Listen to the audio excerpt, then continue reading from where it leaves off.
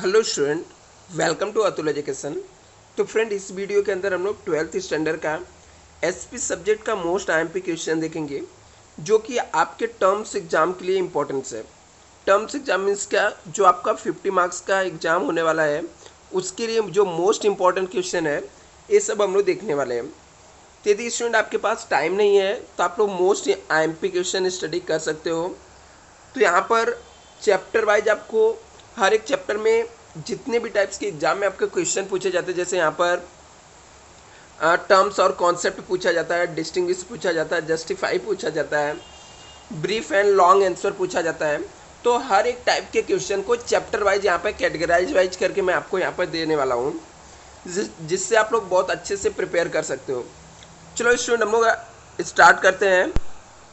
इससे पहले एक छोटा सा अनाउंसमेंट है स्टूडेंट, यदि आपको SYJC के लिए एक क्रैश कोर्स ज्वाइन करना है तो आप लोग मुझसे कांटेक्ट कर सकते हो। मेरा नंबर है 9820827674। इस नंबर पे आप लोग मुझे व्हाट्सएप पर मैसेज कर सकते हो। क्लास ज्वाइन करने से के लिए आपको एक रीजनेबल फीस में बेस्ट टू बेस्ट सर्विस आपको मिल जाएगा 12th स्टैंडर्ड के लिए, बोर्ड एग्जाम के प्रिपरेशन के लिए। अभी यहाँ पर स्टूडेंट सबसे पहले हम लोग का जो चैप्टर है इंट्रोडक्शन टू कॉर्पोरेट फाइनेंस है। इसके अंदर डिफाइन द कॉन्सेप्ट के अंदर, टर्म्स और कॉन्सेप्ट के अंदर आप लोग वर्किंग कैपिटल क्या होता है ये स्टडी कर सकते हो। वर्किंग कैपिटल मीन्स क्या होता है। दूसरा, डिस्टिंग्विश बिटवीन पढ़ सकते हो फिक्स कैपिटल और working capital. Means distinguish between क्या है, फिक्स कैपिटल और वर्किंग कैपिटल का डिस्टिंग्विश क्या है, ये आप स्टडी कर सकते हो। इसके अलावा जस्टिफाई द फॉलोइंग के यहाँ पर कोई भी क्वेश्चन नहीं है। ब्रीफ एंड लॉन्ग आंसर के अंदर आप लोग को यहाँ पर स्टडी करना चैप्टर नंबर 1 में इंपॉर्टेंस ऑफ कॉर्पोरेट फाइनेंस क्या है, इंपॉर्टेंस ऑफ कॉर्पोरेट फाइनेंस क्या है, और factor affecting the working capital, कौन कौन से फैक्टर्स हैं जो वर्किंग कैपिटल को अफेक्ट करते हैं। डिस्टिंग्विश मैंने ऑलरेडी यहाँ पर बता दिया स्टूडेंट कि आपको डिस्टिंग्विश फिक्स कैपिटल और वर्किंग कैपिटल का पढ़ना है। दूसरा चैप्टर स्टूडेंट बहुत इंपॉर्टेंट है, क्योंकि इसमें से 20 से 22 मार्क के क्वेश्चन एग्जाम में आते हैं, इवन बोर्ड एग्जाम में। तो यहाँ पे जो सेकंड चैप्टर स्टूडेंट वो है सोर्सेस ऑफ कॉर्पोरेट फाइनेंस, मतलब पैसे आने के क्या क्या सोर्सेस हैं। तो यहाँ पर जो फॉलोइंग टर्म्स और कॉन्सेप्ट टाइप्स के क्वेश्चन है, इसके अंदर ओवरड्राफ्ट हो गया, क्या होता है, ओन्ड कैपिटल क्या होता है, ADR क्या होता है, GDR क्या होता है, इस टाइप के एक्सप्लेन कॉन्सेप्ट और टर्म्स आपको पूछे जा सकते हैं। इवन ये सब क्वेश्चन आपके बोर्ड एग्जाम के पॉइंट ऑफ व्यू से भी इंपॉर्टेंट है स्टूडेंट।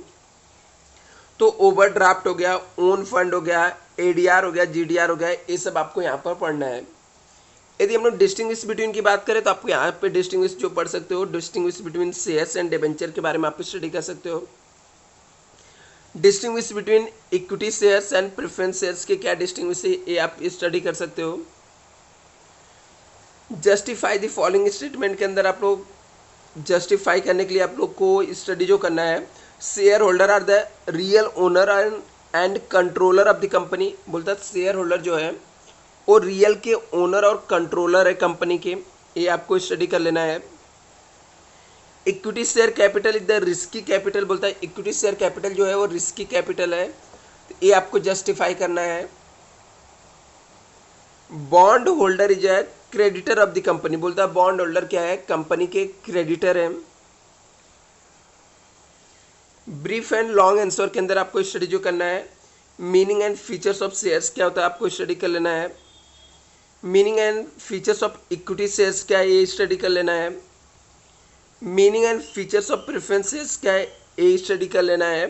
ये शॉर्ट आंसर और लॉन्ग आंसर के लिए दोनों के लिए इंपॉर्टेंस है। टाइप्स ऑफ प्रेफरेंस शेयर्स क्या होते हैं, meaning and features of debenture क्या है, टाइप्स ऑफ डिबेंचर क्या है, ADR और GDR। ऐसे आपको लगेगा ये पूरे चैप्टर ही दिया गया है। हाँ, बिल्कुल पूरा चैप्टर दिया गया है स्टूडेंट, क्योंकि सेकंड चैप्टर बहुत ही इंपॉर्टेंस है, उसमें से आपको बहुत सारे क्वेश्चन बनने वाले हैं। तो आपको सेकंड चैप्टर आपको बहुत ही अच्छे से प्रिपेयर करना है, इवन कि आपको पास होने में बहुत हेल्प करने वाला second chapter student. Third chapter issue of share है, ये भी इंपॉर्टेंस है। इसके अंदर आपको टर्म्स एंड कॉन्सेप्ट के अंदर इशॉज क्या होता है ये पढ़ लेना आप लोग। ट्रांसफर ऑफ शेयर्स क्या है, इसको आपको स्टडी कर लेना है। राइट्स इशू क्या है, IPO क्या है, FEO क्या है, ये सब चीज़ें आपको यहाँ पर स्टडी करना है।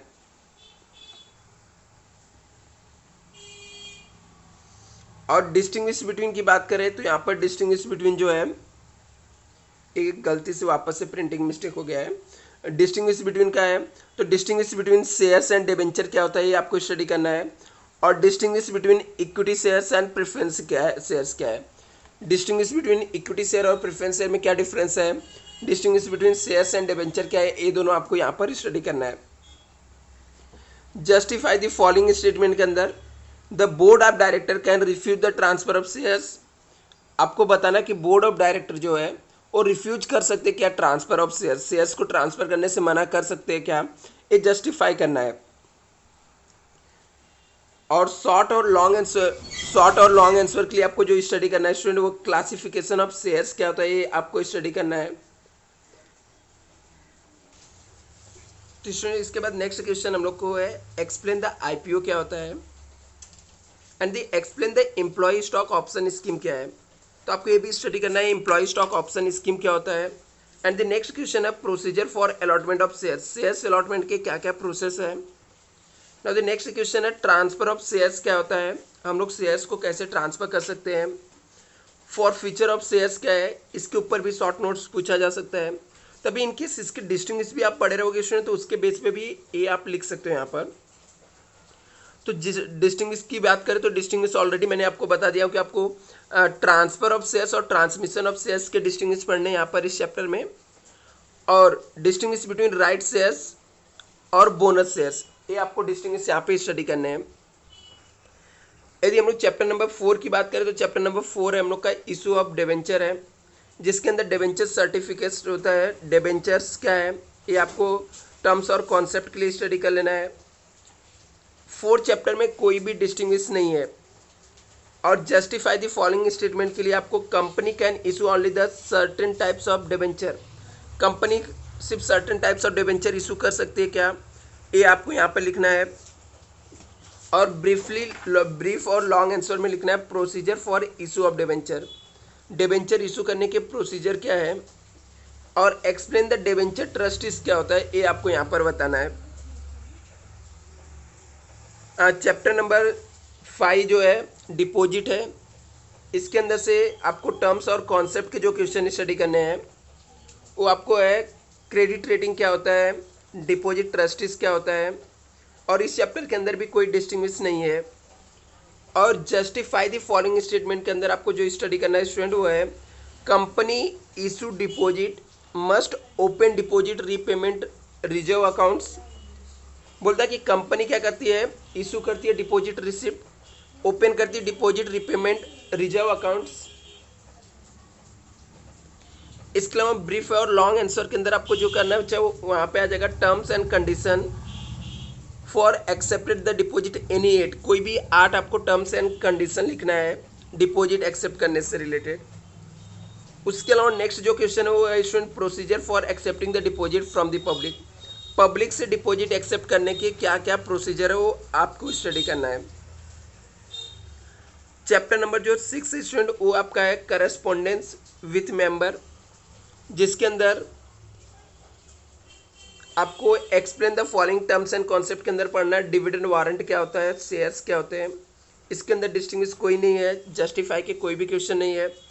और यहाँ पर जो आपको लिखना है जस्टिफाई द फॉलोइंग वो भी नहीं है। यहाँ पर शॉर्ट आंसर के अंदर आपको लेटर पूछा जा सकता है, जैसे letter for issue of share certificate, share certificate के लिए आपको लेटर लिखना है।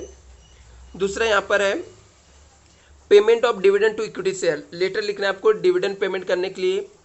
और लेटर लिखना है इशू ऑफ बोनस शेयर्स के लिए। तो स्टूडेंट यहाँ पर 1 से लेके 6 चैप्टर तक के आपके मोस्ट इंपॉर्टेंट क्वेश्चन है जो कि आपके टर्म्स एग्जाम के लिए काफ़ी इंपॉर्टेंस है। तो इसको स्टूडेंट आप लोग अच्छे से प्रिपेयर कर लेना, क्योंकि यदि आपके पास टाइम नहीं है तो आपको सिर्फ इंपॉर्टेंट क्वेश्चन ही स्टडी करने चाहिए। और इनकेस आपको कोई भी डाउट रहेगा कुछ रहेगा तो आप लोग मुझे मैसेज कर सकते हो, यहाँ पर कांटेक्ट कर सकते हो। और फिजिकली विजिट करने के लिए भी आप यहाँ पर विजिट कर सकते हो आप लोग। Thank you so much.